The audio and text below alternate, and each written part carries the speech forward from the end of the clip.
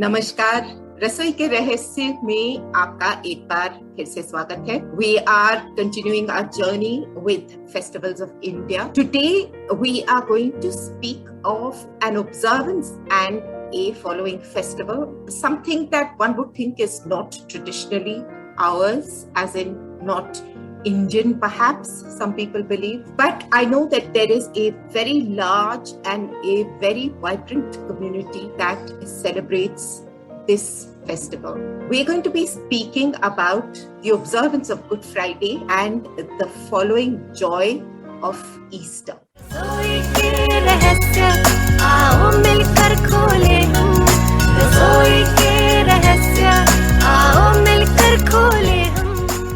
Today's guest is someone who over a period of time has become a very good friend. Strangely enough, we have never met but have been speaking with each other and have connected with each other at a very wonderful level where we understand each other really well and we pursue the same causes. We are passionate about diversity and inclusion and people. Without further ado, let me introduce to you my good friend Don Young. Hi Don, welcome to Rasoi Ke Rahe. Hi Payal, finally we're doing this. How are Yes, we are. It's good things, come to those who wait. I agree with all the back and forth we've been doing. Yes, so it's wonderful. It's going to be a very interesting conversation because this is something that a lot of us know of thanks to, I think, a lot of movies that we've seen, a lot of books that we read, a lot of Netflix and Amazon Prime right now that happens. But also, I think for many of us who have gone to Catholic institutions, convent schools as they were called then and things like that. But the real deal is what will come from you, as in to tell us what it's all about, really. You've, grown up in an Anglo-Indian home, and I'm sure you have some wonderful memories of the festival per se. So why don't you walk us through what you remember and what you know of Good Friday first, and then of course we will celebrate Easter. Sure. One of my favorite topics, of course, is, the Catholic community has only two festivals that we celebrate. It's Easter and it's Christmas. So we're very possessive about these two festivals. My earliest memories, in fact, I was thinking, while you were talking also, and you said your earliest memories, I remember as a kid standing on the balcony and waiting for my mom's brother. He would come on his cycle. He had, those huge, we used to say those milk uncle wala cycles. I would see him cycling into my society. And I would wait for him because he would bring me hot cross buns. So my grandfather would send me these 4 or 5 hot cross buns. And I would wait eagerly as a child, Papa sending me something to eat. And every Good Friday morning, my mom, dad, my uncle and me would have our breakfast with those hot cross buns with butter, and they would come as soft as a baby's bum. Directly from, our family bakery. There's this, quaint little bakery. These things are priceless. You don't get them these days. These old bakeries owned by families, fresh from the oven. So for me, Good Friday it started with, of course, food. And then later on, of course, it was a day of mourning, right? I mean, a lot of people, there are a couple of my friends who still don't understand what Good Friday is about. In fact, today somebody messaged me and said, why is it called good if it is a day of mourning, right? So I said, well, Jesus died on the cross to save, mankind. And in that way, it is good because he did a good deed, right? So it is essentially a day of mourning, but it is good because it leads to better things. He hoped that he could save mankind. My earliest memories were after the breakfast, we would go for the Stations of the Cross. There are 12 Stations of the Cross, so we could all go to church as a family. Sometimes, growing up as kids, you get a little fidgety, right? So I would be like, oh God, Mama, 2 hours, Station of the Cross. And she would say, no, you have to come. So you would go there and then I would sit down. Every family goes together to eat Station of the Cross and praise. Again, at 3 o'clock in the afternoon, after lunch. And of course, lunch would be pepper water. So very traditional, you can't eat meat, right? And of course, especially on Good Friday, we were not allowed to eat any non-vegetarian food. So my mom would make this khichdi, very basic khichdi with pepper water. And on a normal day, and my mouth is watering, right, as I'm thinking about it. And then at 3 o'clock, we would have a special prayer. because he died at 3 o'clock on the cross. And then in the evening, we would have this service, that we would all go to. It's a very long service, the whole family together again. So for me, Good Friday means a lot of things. It brings up a lot of memories. Of course, during the service, kids, growing up, we would have fun because all the cousins sitting together, we would see all the uncles dozing off, because the mass was so long, and we would start making fun of them, and it was just amazing, and I was thinking this whole day before I could talk to you about what I would talk to you about Good Friday, because it's been so many years since we've done those things. So yeah, Good Friday brings up a whole lot of good memories, trust me. And thank you for doing this, because I feel very nostalgic about it. Thinking, of course, my uncle and my grandfather passed away now, but and this year I missed the hot cross buns. I didn't get hot cross buns this year. You don't get them very easily. I remember last year we tried looking for hot cross buns because my brother-in-law is somebody who loves to experiment with things and, likes new things and stuff like that. Then he managed to find a small confectionery where there was these Anglo-Indian girls, bakers, who were making hot cross buns. So I got hot cross buns last year.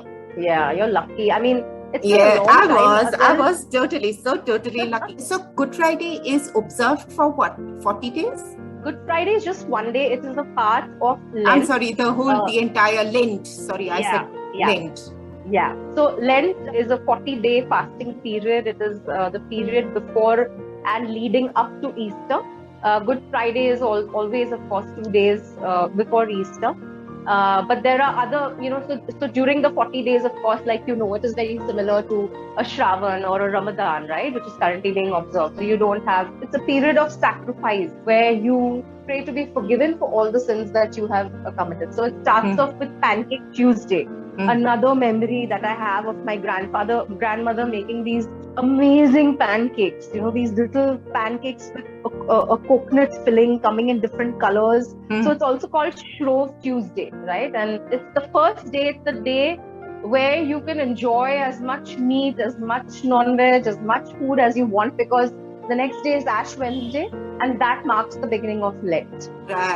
So Good Friday is a part of that. Lent ends with Good Friday. I mean, that's the last, when Lent finishes and Good Friday happens, isn't it? So yes, Good Friday is technically the last day of Lent, although a lot of people don't like to, end their prayers or fasting till after the Mass on Saturday night. So we have the midnight Mass, right? So a lot of them continue the tradition or continue the sacrifice or the fasting and the praying till Holy Saturday. It's called Holy Saturday, which is tomorrow. So, we would go for Mass, we would go for midnight Mass, come home, and then the party starts.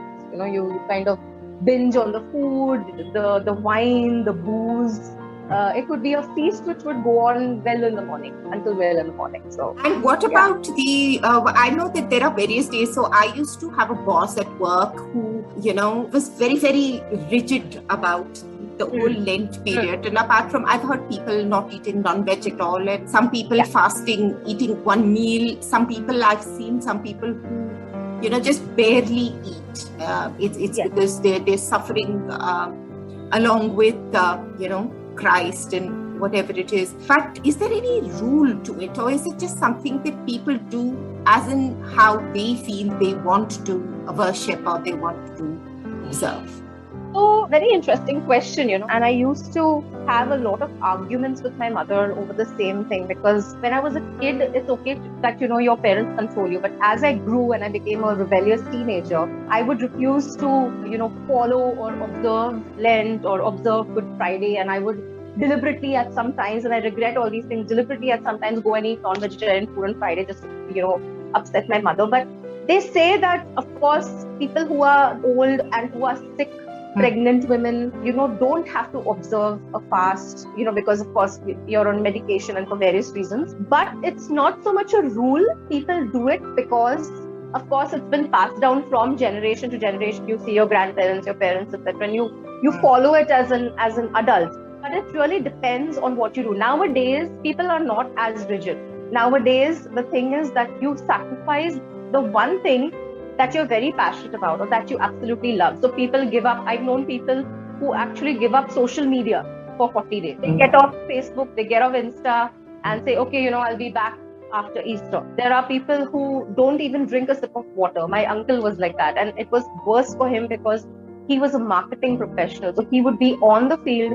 He would not even swallow his saliva. I remember him coming home during the Lenten period. He would not even touch a glass of water. He used to be dehydrated. But those days are gone. I don't think you find people. It's not a rule. I wouldn't say it's a rule. But yes, people do observe it for various reasons and at different levels. So there are various days that you have. You have like Palm Sunday, which is what we just had. So Palm Sunday is a very important day. You know, it is the day that Jesus entered, the Holy Land. You had people throwing palms in front of him as the procession moved along. But nowadays, you don't get palm very easily. Right. So what people would do in the traditional way is that you break palms, the priest blesses it for you in the church, and then you make it into the shape of a cross, and you put it in your home. It keeps your home safe. But nowadays, again, all these things are changing. You do have Palm Sunday, you have Mass, you do get palms. My dad brought me some palms this morning. So these are the few days. Then you have, of course, the Ash Wednesday. And then you have Maundy Thursday. So Maundy Thursday was yesterday. So it is again an important day. It is the day before Jesus was crucified. So that is the day that he actually washed the feet of, I don't know the exact number, honestly, 5 sinners or 12 sinners. And it marks, the importance is that your sins are washed away as you washed their feet. So, and of course, in terms of food and stuff like that, there's a lot of stuff that, you could have if you're interested in knowing about, these different things. So, but then these are very important days. People, in any case, I think everyone has their own way of doing things, because I remember distinctly some families in Hyderabad who go to some of the very famous churches around, not just in the city, but, farther away on the outskirts. They walk to the church barefoot. Yeah. And go to the church. I mean, and it's not like it's 5 kilometers or something like that. It's about a good 70, 80 kilometers and things like that. But I've seen them walking barefoot on Good Friday to Mass. Yeah. So I think it's your devotion is it's a very personal thing. Devotion. There are rules and regulations, but devotion, by and large, I think is a very, very personal thing. You can do nothing and still be devout. You can do everything and still be corrupt. So. Absolutely, and I've seen people in churches, like there are very famous churches like Our Lady of Valentini and all, where I've not been there, and that's on my to-go list. But there are people who actually roll on the ground as they enter the premises, the church premises. They go down on their knees and they walk up the steps on their knees. So you have different levels of devotion, and I'm getting goosebumps because that's where they say that the miracles happen, right? I mean, you fast and you observe abstinence from so many things, and of course everybody asks God for something, right? And a lot of the times he does grant your wishes. So there are different levels of belief and things happening. Faith, it's all about what you attach to the label or tag that you attach to faith. Basically, you do what you choose and how you choose it. So Good Friday is vegetarian. Good Friday for some people is fasting. I think a lot of them eat after the Mass and things like that, or like you said, after the morning actually stops after the Holy Saturday Mass. Yeah, so it depends. Again, it's very personal. A lot of people fast on the one day of Good Friday. They probably eat for the rest of the 40 days, but on Good Friday, now it depends, so since I'm diabetic, I wouldn't technically be allowed to fast given my health condition. I would probably have only water and maybe fruits or salad, definitely not food. There are some people, some of my friends' parents who fast the entire day even though they are old, but maybe they don't have any serious illness, so they are able to carry that. And then after they come back from church in the night, they have a very light supper. So they have, kanji or starch, right? Starch. That is something that they would have, or they would just simply drink pepper water. Pepper water is what the ordinary mortals would call rasam. Rasam, absolutely, yeah. Because I think that's the beauty of Anglo-Indian cooking. I remember seeing so many names that when you look at them and, you think it is something exotic, but ultimately it's not. It's not. Yeah, it's not. But it's so wonderful. I love some of their names that I see, and I always think of it and I laugh. I'm trying to remember, there were some very, very interesting recipes that I've read where they make pepper water, but pepper water is made, you cannot have pepper water, just plain pepper water. So pepper water is made by, of the, what's it called, stock that they've used to make beef fry. Absolutely. No? So my mom they would use make that stock and make the pepper water. Yes, absolutely. And when it's not Lent, my mom typically makes pepper water and dry fry. Dry fry is nothing but meat or beef or mutton or whatever. It's a dry side dish with a yellow khichdi. And she would also add Bombay ducks, dried Bombay ducks with her very typical masala of garlic and other things. And no matter how much I would try or my aunties would try, it would never taste the same as my mom would make. So pepper water is made in different ways also. We don't use beef stock. My mom makes it very, very simply with just the onions and the light garnish of the red chilies with the tamarind. Oh God, it gives you that flavor. You can hear my mouth watering, right? I know. You would dump it on your khichdi and it would be just this amazing thing that you could just keep drinking anything. So totally simple. Some of the simplest food I think has some of the most fabulous taste, because complex stuff is complex stuff, but this is soul food. It is. So Good Friday observance you've mentioned. Now Easter. So what about Easter? Easter is the big celebration. So what all happens during Easter? Yeah, Easter is the big day. So as the Bible says, Jesus rises from the dead after 3 days. So your Friday and your Saturday, he rises on Sunday, and it's a big celebration. In fact, Easter is considered to be even bigger than Christmas, because Christmas is when Jesus was born. But on Easter, Jesus rose from the dead, right? So it's huge for us. For Easter, my memories are getting up on an Easter morning, having those little dinner rolls, those little pieces of bread, soft bread again from our bakery, and having a breakfast of bacon and eggs with coffee. The memories that I have, and I can visualize them, are my mom in the kitchen when I would get up at about 8 o'clock. And I would be very excited, even though we would sleep late on Saturday night. I would be up at 8 o'clock because I could hear my mom, the cooker hissing with the bacon being cooked.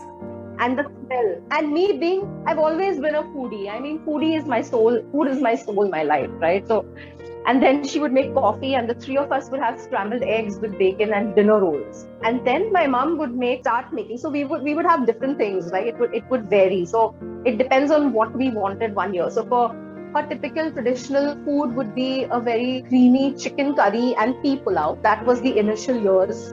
And then later on, she started making this dish that we call Chow.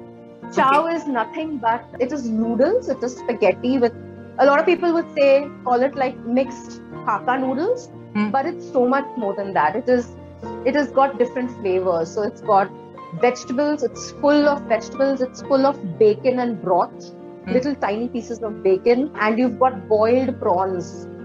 And you mix all that with your sauces like your soya sauce and your chili sauce.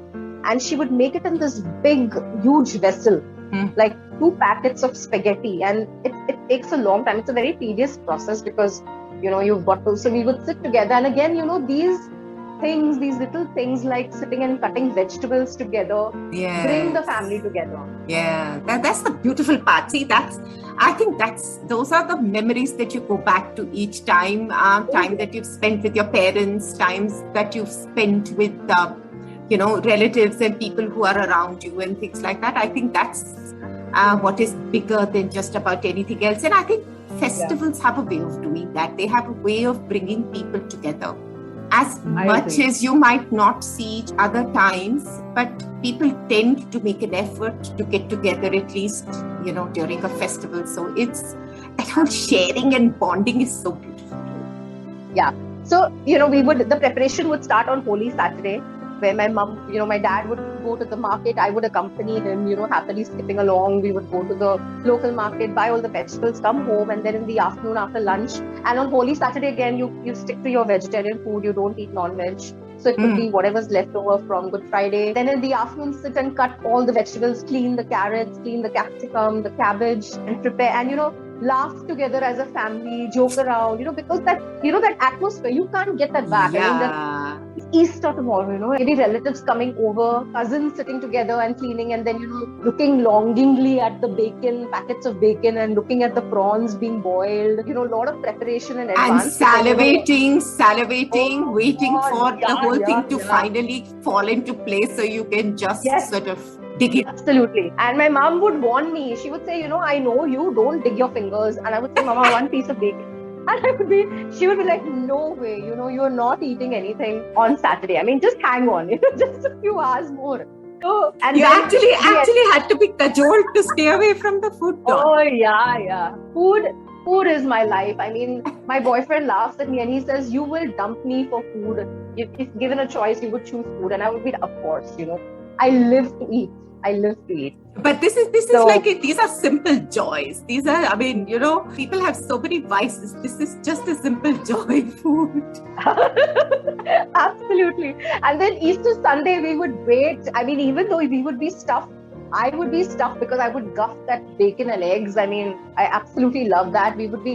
My mom would start the preparation of making the chow. There's a lot to it. So you have the typical big handi, you have all the vegetables around you. Then she would first put the butter and you put a very little bit of Ajinomoto, and then you fry the veggies individually, and then you start putting in stuff, so you fry all the veggies individually with the broth from the bacon and a very little bit of oil.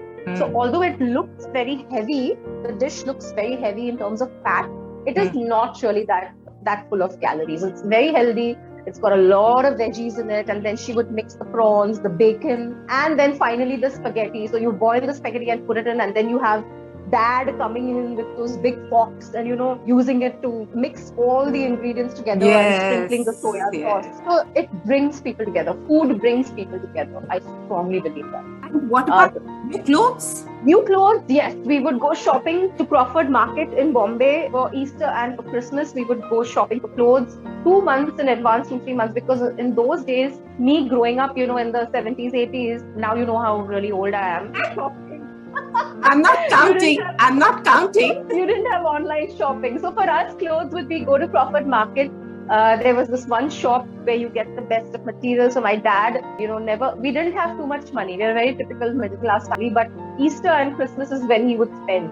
And what made it all the more special is I remember my dad working double shifts to make that extra money so he could give us the best on Christmas and Easter, right? And he would never stop me. It would be an entire day. It would be like a picnic. We would go to Crawford Market. We would have the faludas and badshahs. We would have lunch at Bawarchi. We would buy the material, go to the tailor. Then there's always that mad rush of going to the local tailor. So there's a tailor who has been stitching my clothes, and he still does sometimes. His dad used to stitch my clothes, and then now the son has continued his legacy. So he had this typical little tailor shop somewhere in some country, and he would go and sit down and look at those old pattern books. Do you remember? Yes, I was just going to say that, looking up at all those pattern books and saying, ये वाला skirt ऐसा होना चाहिए, इसमें length इतना मांगता, इसमें sleeve ऐसा चाहिए, इतना neck चाहिए, ये neck ऐसा बनेगा, ये back ऐसा बनेगा, ये skirt को थोड़ा छोटा करो,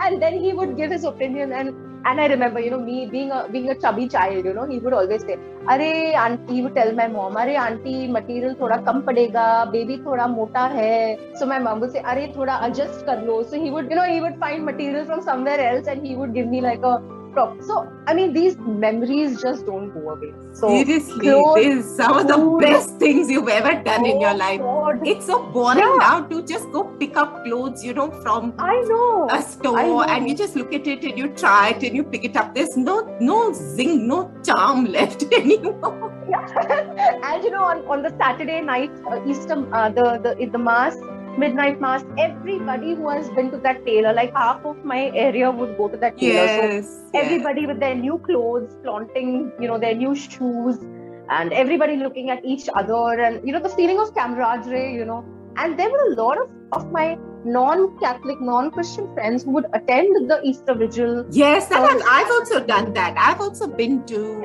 midnight mass on Easter. So you would find them hanging around at the back, everybody looking beautiful. Of course, the boys would come to look at all the girls. And the girls would be so well dressed.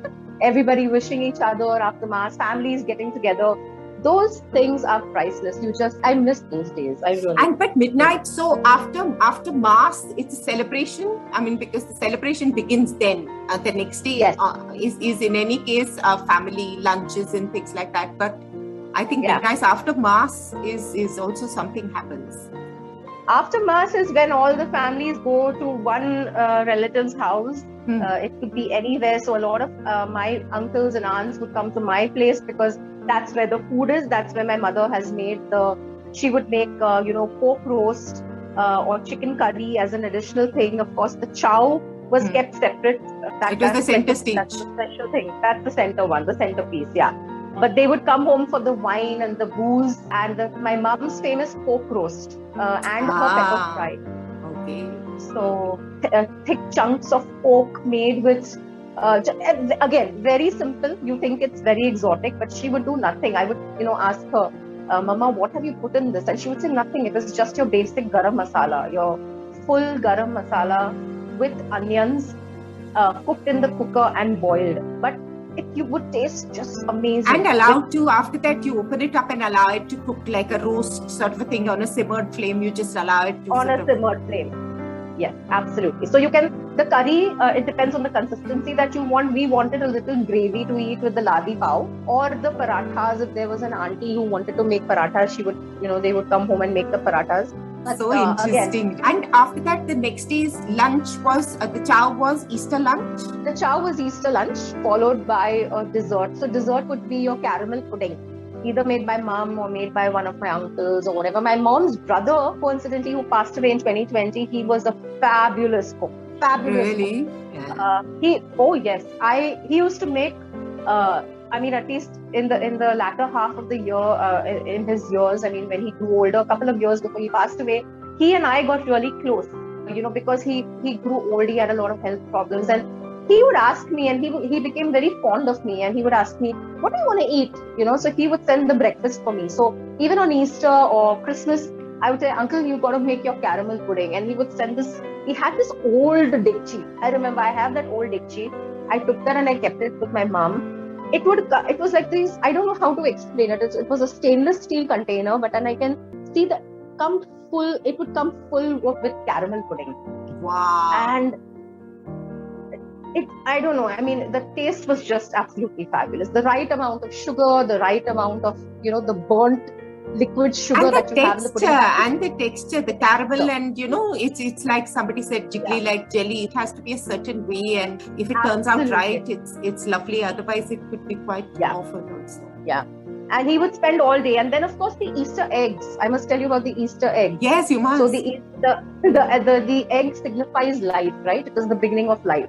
So we would have, again, the bakery would make these cute little Easter eggs with, and they would come, and my grandfather would send me a little box. So again, I would eagerly wait, what has Papa sent me this year? So he would send me this little box there would be a little hay, and there would be a little egg snuggled up with a little soft toy chicken.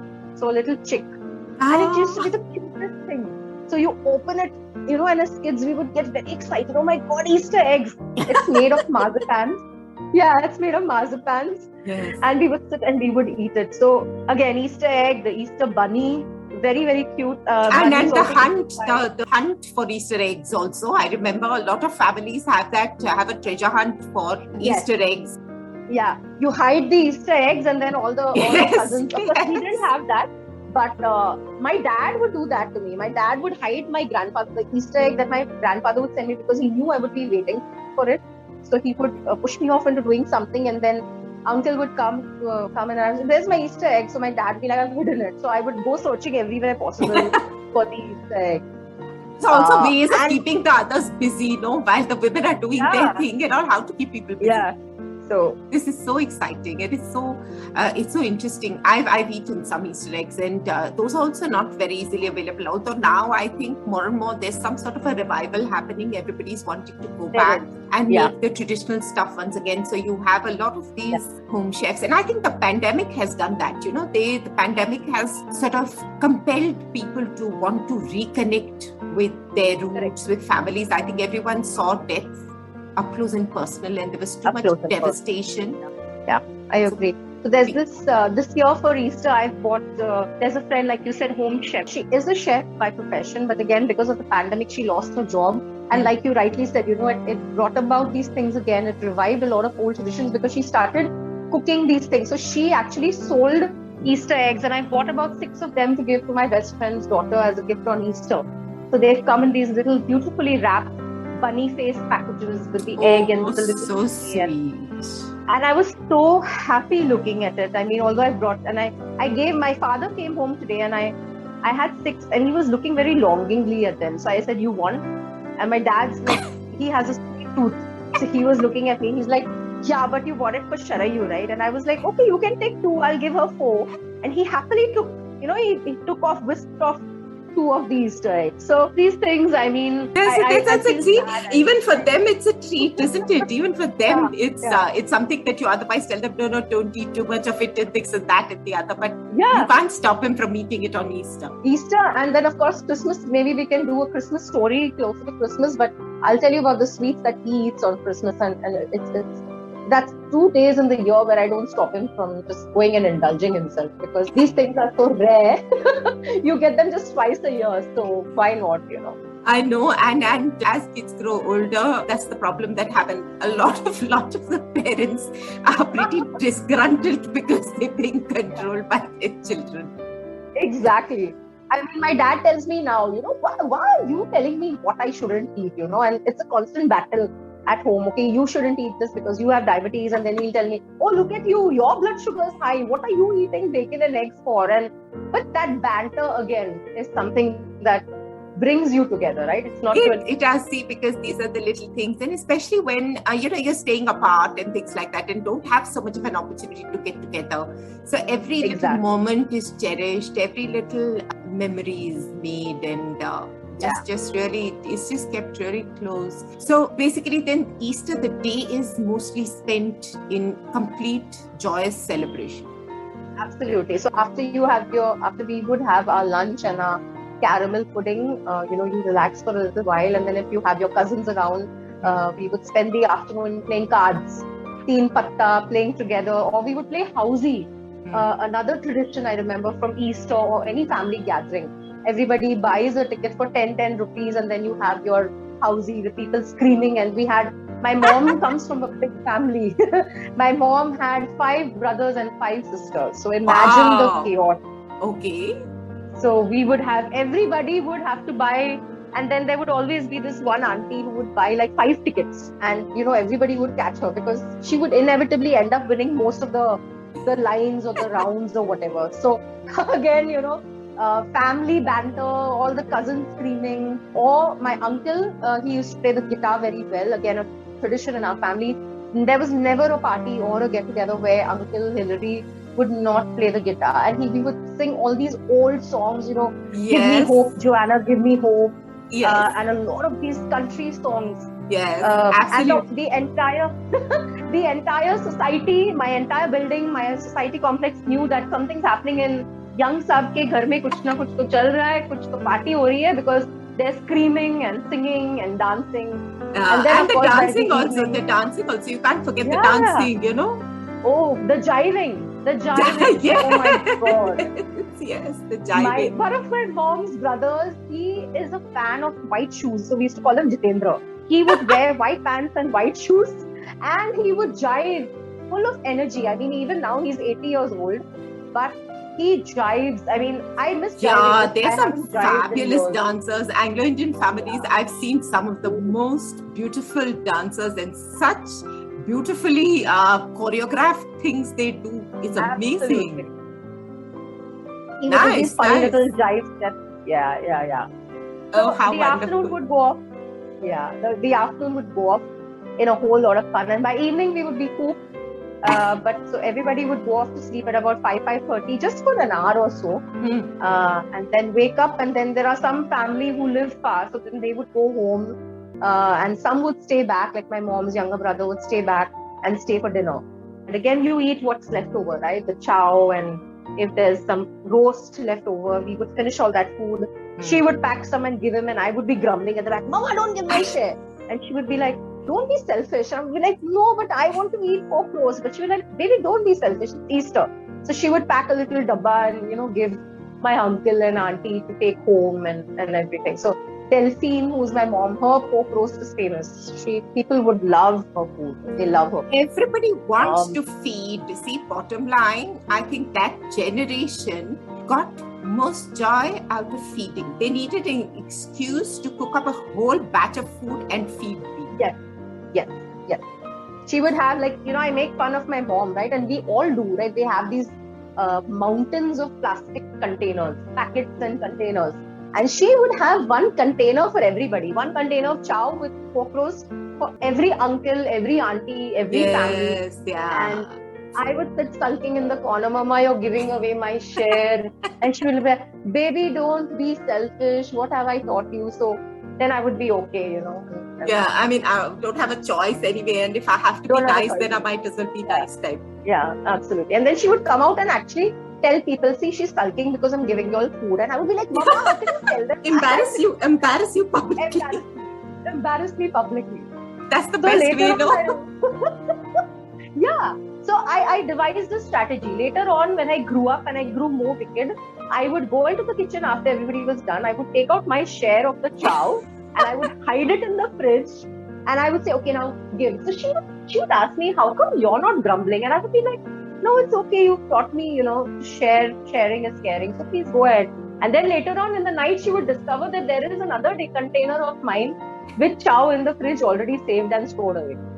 So, oh my God, I mean. How wonderful, really. Seriously, it takes you back to all those lovely, happy times. So is there, out of all of these favorites, if there's a recipe that you were to share with our listeners, what would it be? Yes, it would have to be chow, hands down. It would have to be chow, which is my all-time favorite, although it's not considered to be a typical Easter dish. A typical Easter lunch would be your either stuffed chicken or curry and rice. But for me personally, it has become chow because that's something that mom makes every year, and even this year. Oh, really? She still does? Yeah. She still does. And my poor dad grumbles because at least when I was living over there, I would help him to cut the veggies. But now he glares at me when I say chow. He's like, oh, so I have to spend Saturday afternoon sitting and chopping the vegetables. And then there'll be some bickering and arguing between the three of us. But he does it anyway. He's a sweetheart. My dad's a sweetheart. So chow is how you've told us more or less what goes into it. So if you were to recap it for us, and later you can probably give me a small written recipe that I can share on the description for our listeners. Sure. So to recap, you have your basic vegetables. You have your capsicum. We put a lot of cabbage and carrots and French beans. Those are your basic vegetables. You start off by putting a little bit of butter in your huge container, and then you put a very little bit of Ajinomoto for the taste. And after that, you mix the boiled prawns and the boiled bacon. You cut them into pieces in whatever size that you want. Right. Keep them aside. And then in different containers on different stoves, you fry the veggies very lightly with the broth that you get from the bacon. You don't add too much of extra oil. You don't want, because either way, when you're cooking it, the bacon gives off the oil, right? There's a lot of fat in bacon. Yeah, the fat comes so out. You mix, absolutely. So you fry these vegetables separately. You mix them and you keep adding them into the big container, the big dekchi as it's called, and I cannot think of a better word. And then at the end, whatever is left over, you add the prawns, you add the bacon, you stir it all together, and then you boil 2 packets of spaghetti. So it depends on how many people are going to eat. We typically take 1 kilo of spaghetti, so that's 2 packets. Boil it in water, and then mix all the ingredients together add some salt on top of it, add soya sauce. You can either add chili sauce in it, or and there are different variations. So you can add a little bit of vinegar. It depends on what flavors that you want. But we add just soya sauce. Let it simmer on slow fire for about 10 minutes. Mix it up and then my mom keeps it covered up with a cloth because that keeps it warm, So she doesn't cook the spaghetti. She doesn't make it very soft. She keeps it a little hard because it cooks in that. Yes, it does. In its own heat, then it cooks up. In its own heat, yeah. And then just about 10 minutes or 15 minutes before you want to serve it, again, she puts it on the stove and lets it warm from the bottom, and then we serve it on plates, of course. And then you have it, you can top it off. My favorite is the Ching's green chili sauce. I absolutely love that. Yes. So, they're actually Ching's red chili. Their red chili sauce is also very nice. They have a very, very tasty red chili sauce. So essentially, it's not brothy, it's dry, is it? Or is there any sort of a liquid content in it? It is moist. It is not dry. It is not wet. It's there moist. is no gravy in it, but it's moist. If it's too dry, then you don't feel the noodles or the It's meat not or nice. whatever. It doesn't really, it sort of sticks in the throat. Yeah. Then you can't eat it. Yeah. It sticks in the throat. Yeah. So you need to eat It's it. juicy. Yum. This sounds really interesting, and it sounds rather simple. Like most Chinese things or whatever Chinese-y things, the main thing is the prep, the cutting of the vegetables. Yes. Yeah. Wonderful. So this year also is Chow, and this year's Easter eggs, and this year's any other sweet? Caramel pudding, of course. Any other sweet? Caramel pudding, of course. No, it is. We've restricted it because my dad and I both have diabetes, and I think it's very tiring, right? I mean, the prep itself takes a lot of time, so we've restricted and we've kept it really simple. So you have your chow with a little bit of wine, red or white, preferably dry wine is what we like. And that's about it. And then, of course, my dad, I'm sure, is going to pounce on the marzipan Easter egg. That's there. But if you want, you can top it off with your regular ice cream or whatever. So, yes, that of course is there. But the beauty is in all the work that goes into making that one special meal even more special. Absolutely.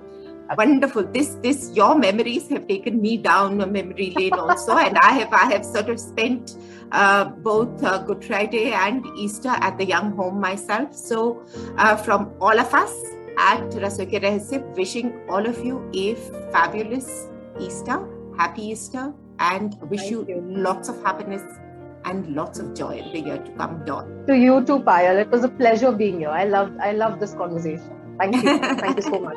Thanks so much. रसोई के रहस्य का ये बहुत ही खूबसूरत episode यहाँ तक ही आपने देखा कि कुछ चीजें ऐसी हैं जो हमें नहीं पता और दूसरी कम्युनिटीज जो सेलिब्रेट करते हैं, जैसे यहाँ पर ईस्टर सेलिब्रेट किया गया है कैथलिक कम्युनिटी के घरों में. सो ये एपिसोड यहाँ तक ही.